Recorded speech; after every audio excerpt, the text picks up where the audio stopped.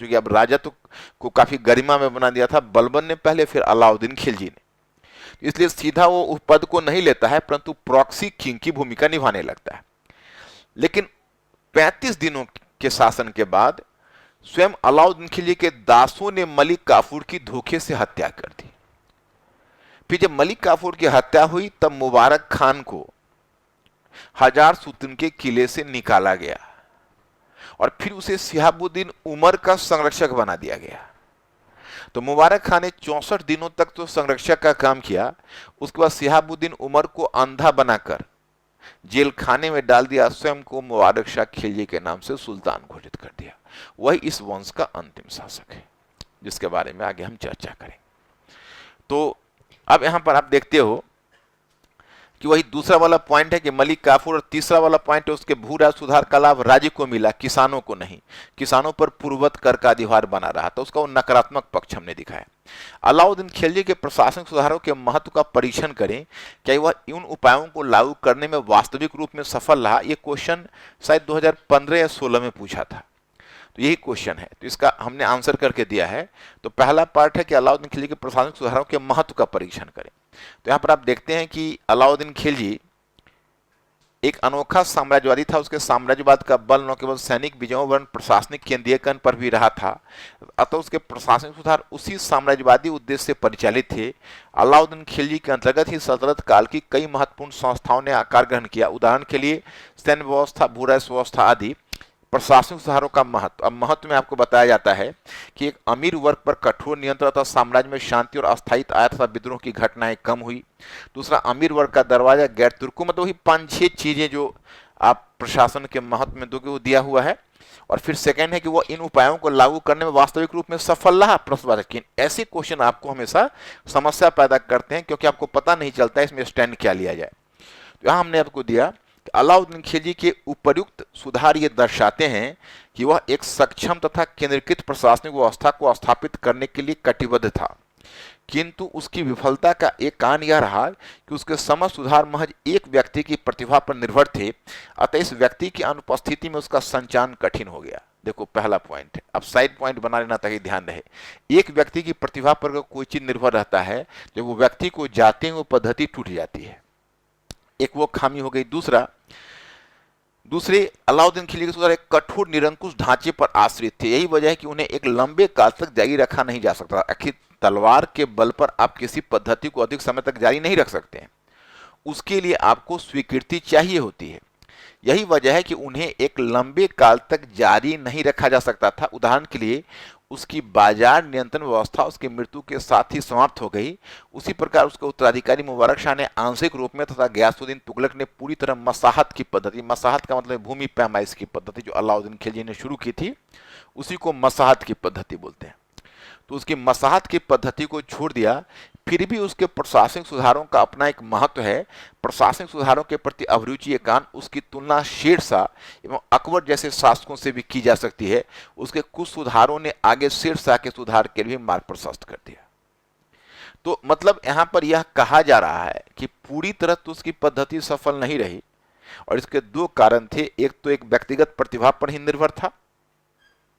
क्या आप लोग कुछ हंस रहे हैं? हमें भी शेयरदार बनेंगे अपनी हंसी में, क्योंकि इसमें हंसने का तो हमें कोई भी वजह नहीं नजर आती है। लगता है आप लोग बेवक्त की शहनाई बजा रहे हैं। तो जरा मैं भी तो सुनूं कि शहनाई की धुन कैसी है। क्वेश्चन पर यहां आंसर चल रहा है, कुछ तो आखिर बताएंगे कि वजह क्या है।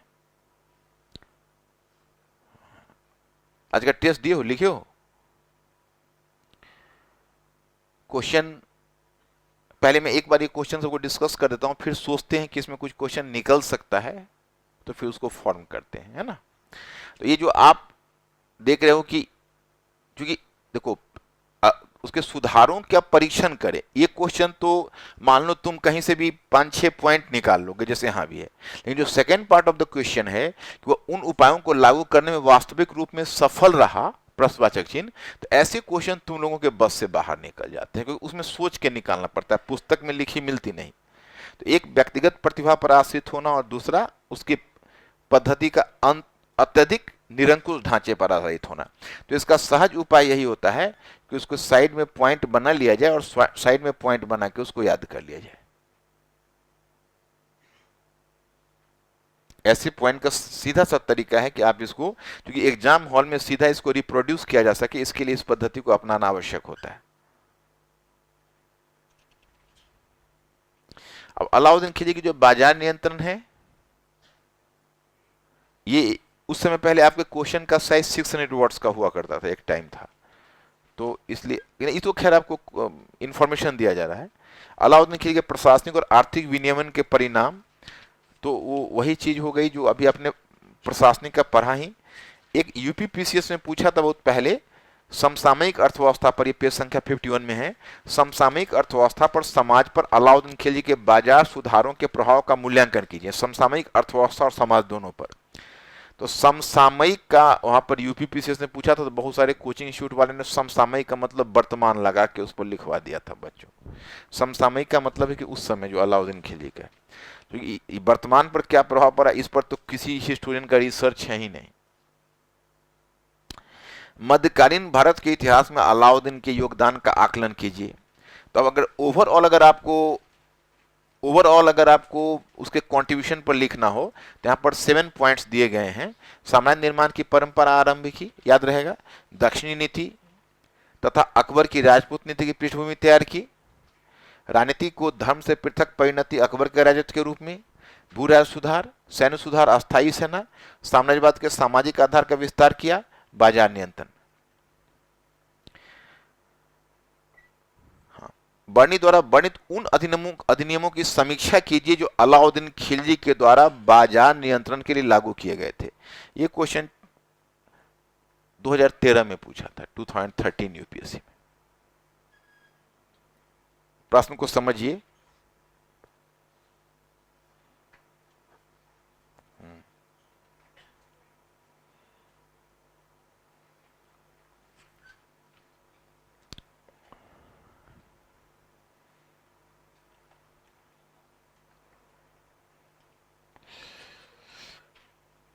इस प्रश्न को थोड़ा समझिए। बर्नी द्वारा वर्णित उन अधिनियमों की समीक्षा कीजिए जो अलाउद्दीन खिलजी द्वारा बाजार नियंत्रण के लिए लागू किए गए थे। अब यहां पर देखो, ये 3 तरह से शुरू किया गया, इसलिए मॉडल 1, मॉडल 2, मॉडल 3 दिया हुआ है। मॉडल 1, अलाउद्दीन खिलजी ने बाजार नियंत्रण व्यवस्था लागू करने के लिए अनेक आदेश जारी किए। पहला लाइन एक तरह से आप लिख सकते हो। दूसरा है कि अलाउद्दीन खिलजी एक अनोखा साम्राज्यवादी था, उसने न केवल साम्राज्य विस्तार पर बल दिया, अपितु बाजार नियंत्रण व्यवस्था जैसी एक विलक्षण पद्धति को भी स्थापित किया। ये दूसरे तरह का मॉडल है। और तीसरे तरह का है मॉडल कि अलाउद्दीन खिलजी के माने शुरू करने का मॉडल है, केवल स्टार्टिंग लाइन है। अलाउद्दीन खिलजी के अधिनियम उस रूप में विलक्षण थे कि उससे पूर्व शासकों के द्वारा महज कानून व्यवस्था से संबंधित अनुदेश जारी किए जाते थे, किंतु अलाउद्दीन खिलजी के अनुदेश बाजार व्यवस्था के संचालन के लिए थे। यह मध्य युग में अनोखी बात थी। सबसे सटीक इंट्रोडक्शन यही। समझा कि नहीं? इस लाइन का महत्व समझा? मैंने कुछ समझ में आता है कि नहीं? देखो, फिर इस लाइन पर गौर करो, इसको चबाओ। अलाउद्दीन खिलजी के अधिनियम इस रूप में विलक्षण थे, उससे पूर्व शासकों के द्वारा महज कानून व्यवस्था से संबंधित अनुदेश जारी किए जाते थे। महज कानून व्यवस्था तक। अलाउद्दीन खिलजी के अनुदेश किसके लिए जारी किए जा रहे हैं? बाजार व्यवस्था के संचालन के लिए थे। यह मध्य युग में एक अनोखी बात थी। अब ये आपको अच्छे ढंग से, ये सबसे सटीक है इसका इंट्रोडक्शन। अलाउद्दीन खिलजी के बाजार नियंत्रण व्यवस्था का उद्देश्य मूल्य नियंत्रण था, अतः उसने बाजार की शक्तियों में हस्तक्षेप किया और 3 भिन्न प्रकार के बाजार अधिनियम को स्थापित किया। इसके आरंभिक 8 अधिनियम अनाजों के बाजार के लिए थे। इससे सभी मुख्य अनाजों के लिए अलग अलग मंडी स्थापित करने, उनका मूल्य निश्चित करने, ग्रामीण क्षेत्र से अनाजों की आपूर्ति बनाए रखने एवं संकट की स्थिति का सामना करने के लिए सभी के लिए आदेश थे। उसी प्रकार दूसरे प्रकार के अधिनियम कपड़ों के बाजार के लिए थे। इस बाजार में सामान्य कपड़े और बेशकीमती कपड़े दोनों की उपलब्धता को बनाए रखने पर बल दिया गया था। फिर तीसरी श्रेणी के अधिनियमों में दासों, मवेशियों एवं घोड़ों के व्यापार की व्यवस्था थी। क्योंकि इस बाजार में मूल्य वृद्धि का कारण दलाल थे, अतः दलालों को बाजार से बाहर रखने का आदेश था। अब समीक्षा है जो अलाउद्दीन खिलजी द्वारा बाजार नियंत्रण के लागू किए गए थे। पहले उसके बारे में आपने बताया। इन अधिनियमों के माध्यम से अलाउद्दीन खिलजी अपने शासनकाल से मूल्य नियंत्रण को बनाए रखा, शासनकाल में मूल्य नियंत्रण को बनाए रखा एवं अपनी इस योजना के बल पर वो एक बड़ी सेना खड़ी कर सका। परंतु इस पद्धति की सफलता एक व्यक्ति की प्रतिभा पर निर्भर थी, अतः उसके बाद वह पद्धति स्वयं समाप्त हो गई, क्योंकि समीक्षात्मक था और 150 शब्द का ही था। ये शॉर्ट नोट में था।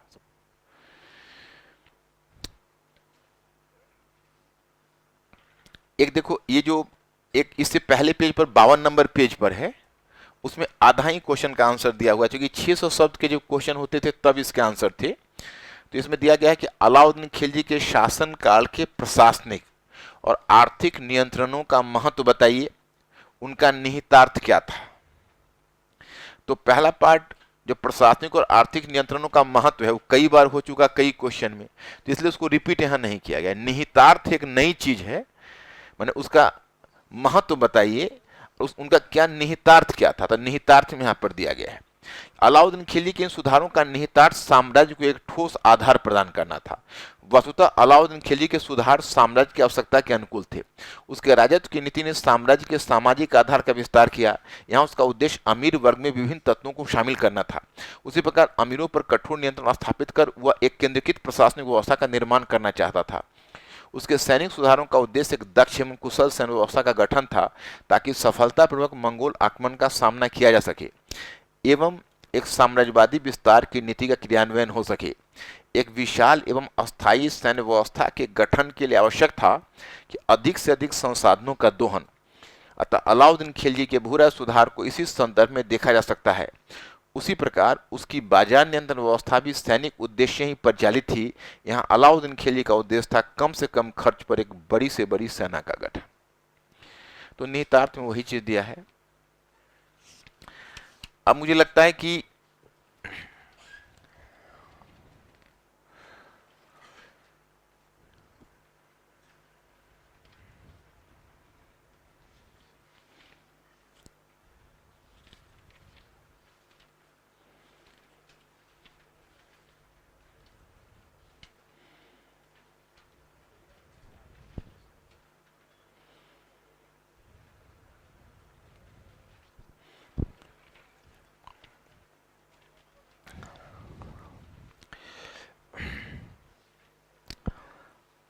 एक दो क्वेश्चन पे फॉर्म करता हूं।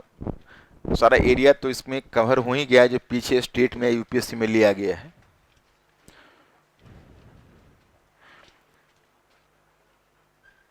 अभी बुकलेट मत बंद करना, बुकलेट की जरूरत पड़ेगी। प्रश्न लिख लो।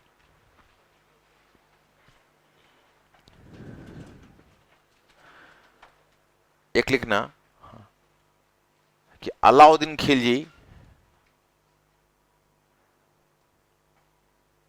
खिलजी की सैनिक विजयों का महत्व बताइए।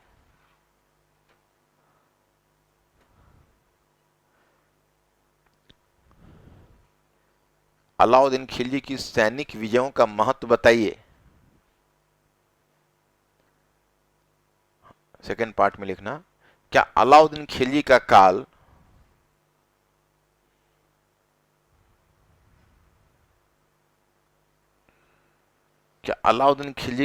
केवल सैनिक विजयों के लिए जाना जाता?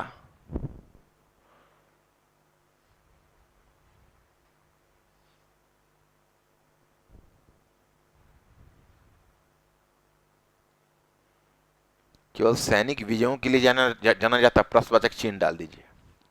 इस क्वेश्चन को आप मान के चलिए 200 वर्ड्स का होगा, है ना। तो इसमें चैलेंज आपका होगा 100 वर्ड्स में दोनों लिखना है। तो 100 वर्ड्स में सैनिक विजय का महत्व लिखना है, वो तो आप मैनेज कर लोगे। और क्या वो सैनिक विजयों के लिए ही जाना जाता, तो को प्रशासनिक सुधार और आर्थिक सुधार उसको 50-50 शब्दों में, और उसमें भी नहीं फिर मंगोल आक्रमण से सुरक्षा की, तो उसमें एक एक 2-2 लाइन में जैसा क्वेश्चन हो वैसा करना है। सेकंड, जैसे आप दूसरा वाला है तो उसको आप लिख सकते कि सैनिक विजयों के लिए केवल नहीं जाना जाता बल्कि उन सुधारों के लिए भी जाना जाता है जिसने उसके सैनिक विजयों को सफल बनाया। और इसी क्रम में हम उसके प्रशासनिक और आर्थिक सुधार को देख सकते हैं। उसने जहां एक तरफ अमीर वर्ग के सामाजिक आधार का विस्तार किया, वहीं दूसरी तरफ उसने प्रशासनिक केंद्रीयकरण को प्रोत्साहन दिया, राजनीति को धर्मनिरपेक्षीकरण करने का प्रयास किया और एक अस्थायी सेना का गठन किया। उसकी इन उपलब्धियों में सबसे एक अस्थायी सेना का गठन कर मंगोल आक्रमण का सफलतापूर्वक सामना किया। फिर भी उसकी उपलब्धियों में सबसे महत्वपूर्ण उपलब्धि या उसकी उपलब्धियों में सबसे विलक्षण किया फिर भी उसकी उपलब्धियों में सबसे महत्वपूर्ण उपलब्धि या उसकी उपलब्धियों में सबसे विलक्षण या उसके कार्यों में सबसे विलक्षण कार्य है बाजार नियंत्रण व्यवस्था, जिसके माध्यम से उसने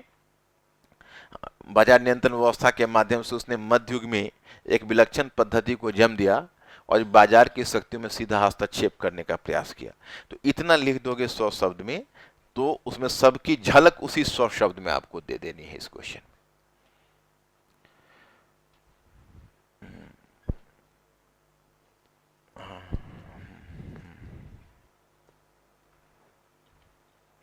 मलिक काफूर को भेजा था और कुछ समय के लिए देवगिरी पर कब्जा भी किया था, परंतु उसके एक दूसरे उत्तराधिकारी हरपाल देव को फिर वापस उसने सत्ता दे दिया था और फिर उसने दिल्ली सल्तनत से वो पीछे हट गया था, वो देवगिरी से वो देवगिरी पर अस्थायी कब्जा नहीं बनाए रखा।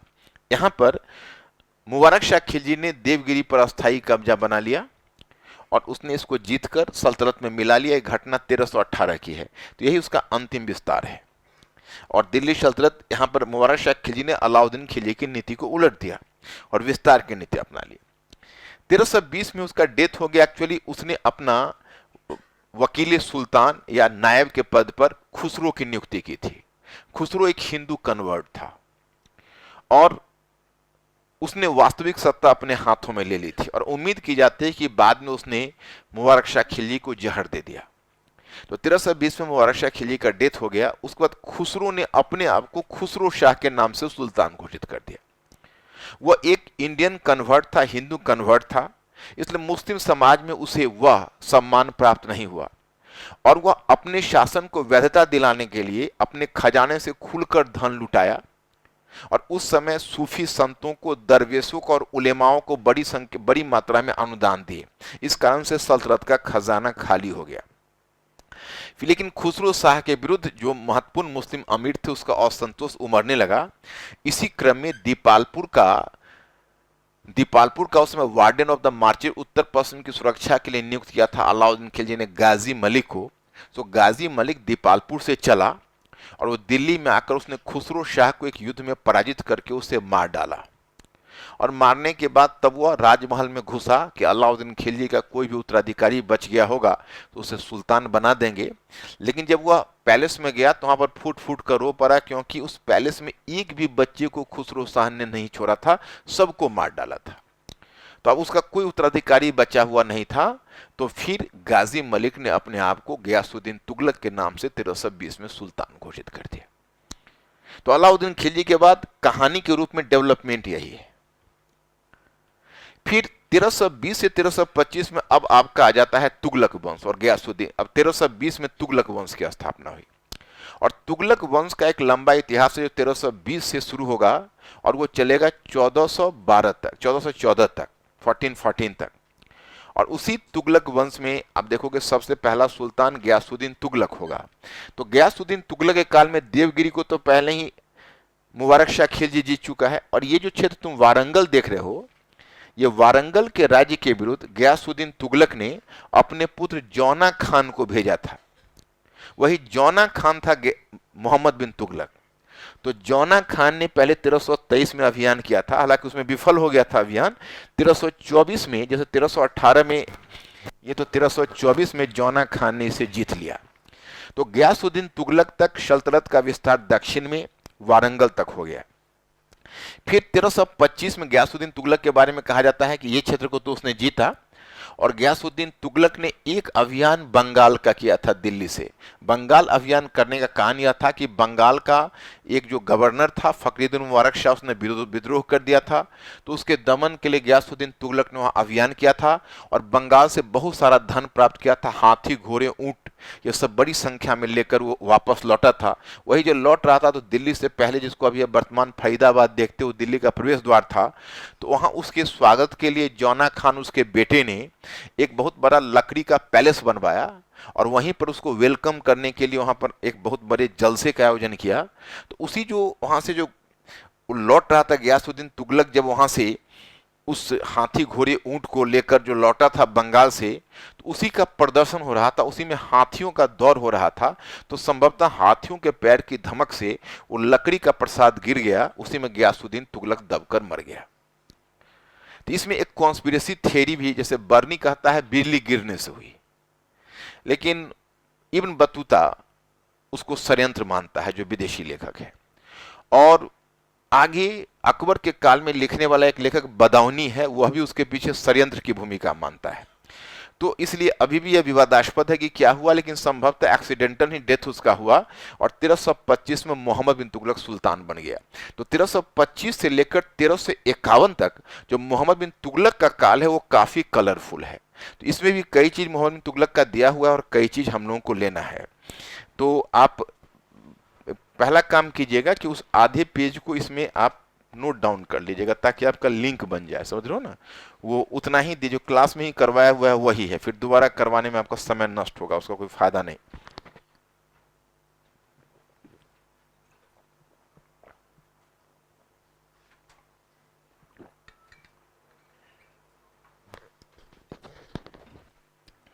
अब मेरे विचार से आपको मोहम्मद बिन तुगलक के बारे में कितनी बातें जाननी चाहिए वो मैं आपको इसमें बता देता हूं। नीचे आप नीचे ब्रेक दीजिए और पहले टाइम पीरियड लिखिए मोहम्मद बिन तुगलक।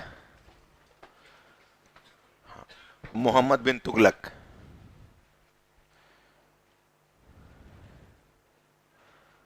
और टाइम पीरियड लिखिए 1325 से 1351। 1325 से 1351।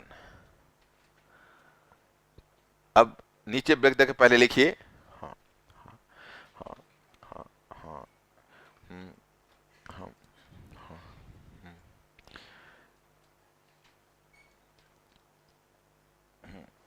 नेक्स्ट वन लिखिएगा, लिखिए हाँ हाँ लिखिएगा मूल्यांक, हाँ हाँ हाँ उसके, हाँ उसके शासन काल के मूल्यांकन में, हेडिंग है उसके शासन काल में मूल्यांकन में सर्वाधिक बड़ी चुनौती, उसके शासन काल के मूल्यांकन में सर्वाधिक बड़ी चुनौती, बड़ी चुनौती, बड़ी चुनौती, सर्वाधिक बड़ी चुनौती निष्पक्ष इतिहास लेखन, सर्वाधिक बड़ी चुनौती निष्पक्ष इतिहास लेखन का अभाव, निष्पक्ष इतिहास लेखन का अभाव, निष्पक्ष इतिहास लेखन का अभाव। अब देखो मैं यहां पर इस मुद्दे को सबसे पहले उठाना चाहूंगा, क्योंकि आप किसी के बारे में जानते हो केवल वही इंपॉर्टेंट नहीं है, आज की तारीख में यह भी बहुत बड़ा मुद्दा है कि आप किस माध्यम से जानते हो। तो मोहम्मद बिन तुगलक के बारे में आप जान रहे हो, वो उसके समकालीन लेखकों के माध्यम से जान रहे हो, और वह है बर्नी, इसामी और इब्न बतूता। बर्नी, इसामी, इब्न बतूता तीनों मोहम्मद बिन तुगलक से खफा है, पूर्वाग्रहग्रस्त है, उससे मोहम्मद बिन तुगलक से काफी शिकायतें हैं।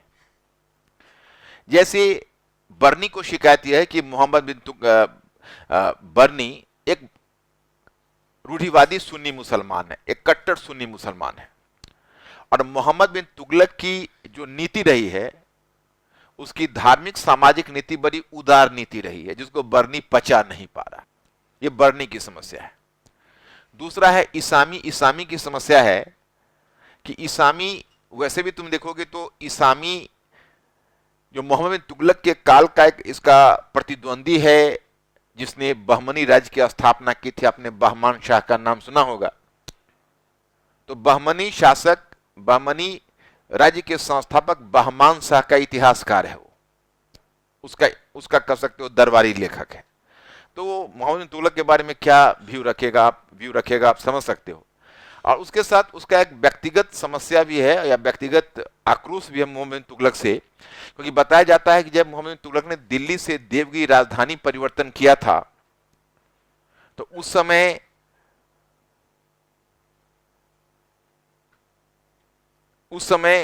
उसके दादा को भी जबरन दिल्ली से देवगिरी ले जाया गया था। तो उसका दादा बूढ़ा था और दिल्ली से देवगिरी जाते हुए रास्ते में ही उसका डेथ हो गया था। तो इसामी के मन में यह बात भरी हुई थी कि उसके इस प्रोजेक्ट के कारण हमारा दादा गुजर गया समय से पहले। और तीसरा था इब्न बतूता। तो इब्न बतूता मोरक्को का यात्री था और इस मामले में मोहम्मद बिन तुगलक काफी उदार था। उसने इब्न बतूता आया तो उसे अपने दरबार में स्वागत किया। विदेशियों के स्वागत करने में बड़ी रुचि लेता था। स्वागत किया, उसे सल्तनत के अंतर्गत महत्वपूर्ण पद दिया, काजी का पद दिया और काजी के पद पर वो 8 वर्षों तक रहा। परंतु इसी बीच उसने रिश्वतखोरी जमकर कर दी और मोहम्मद बिन तुगलक भ्रष्टाचार को बर्दाश्त नहीं करता था।